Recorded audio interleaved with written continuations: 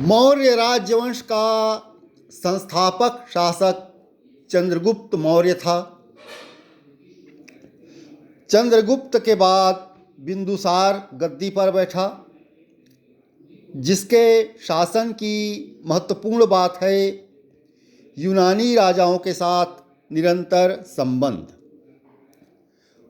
बिंदुसार का पुत्र अशोक मौर्य राजाओं में सबसे महान हुआ। बौद्ध परंपरा के अनुसार वह अपने आरंभिक जीवन में परम क्रूर था और अपने 99 भाइयों को कत्ल करके राजगद्दी पर बैठा। लेकिन यह बात केवल किंवदंती पर आधारित है, इसलिए गलत भी हो सकती है। इसके कोई ऐतिहासिक या साहित्यिक प्रमाण उपलब्ध नहीं है, इसलिए इसे प्रमाणिक नहीं माना जा सकता। बौद्ध लेखकों ने अशोक का जो जीवन चरित्र लिखा है वह कल्पनाओं से भरा, इसलिए भी उसे गंभीरतापूर्वक ग्रहण नहीं किया जा सकता। अब आते हैं अशोक के राज्यादेश। हम अशोक का इतिहास उसके अभिलेखों के आधार पर गढ़ सकते हैं। अशोक पहला भारतीय राजा हुआ जिसने अपने अभिलेखों के सहारे सीधे अपनी प्रजा को संबोधित किया। उसके अभिलेख भारत में प्राकृत भाषा के सबसे पुराने निदर्श प्रस्तुत करते हैं।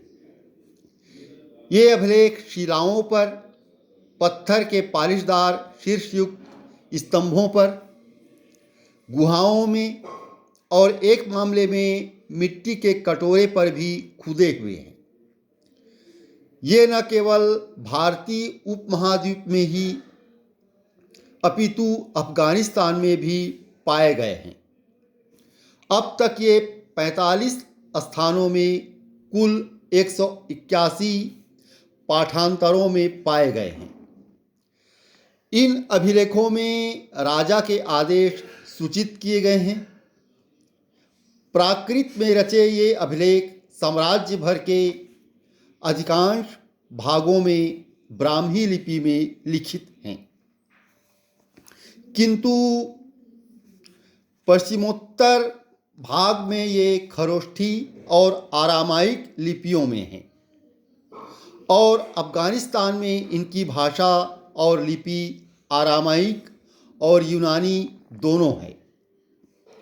अशोक के अभिलेख सामान्यतः प्राचीन राजमार्गों के किनारे स्थापित थी। इनसे अशोक के जीवन वृत्त, उसकी आंतरिक और परराष्ट्रीय नीति तथा उसके राज्य के विस्तार की जानकारी मिलती है।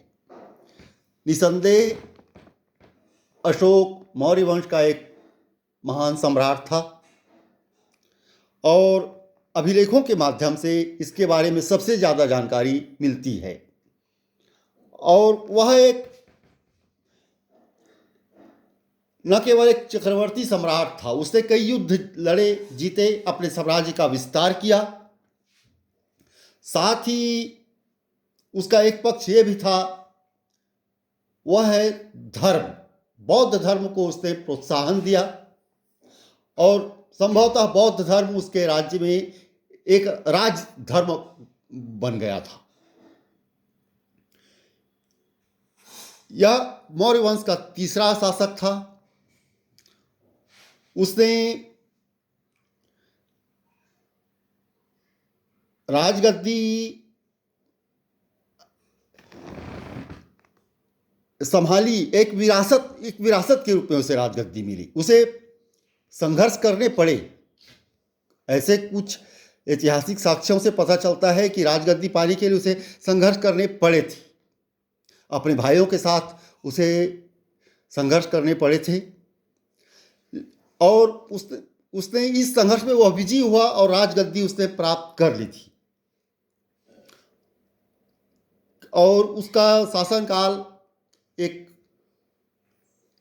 जन कल्याण वादी शासक के रूप में तो है ही, साथ ही साथ उसने बौद्ध धर्म को भी पर्याप्त प्रोत्साहन दिया था। धन्यवाद।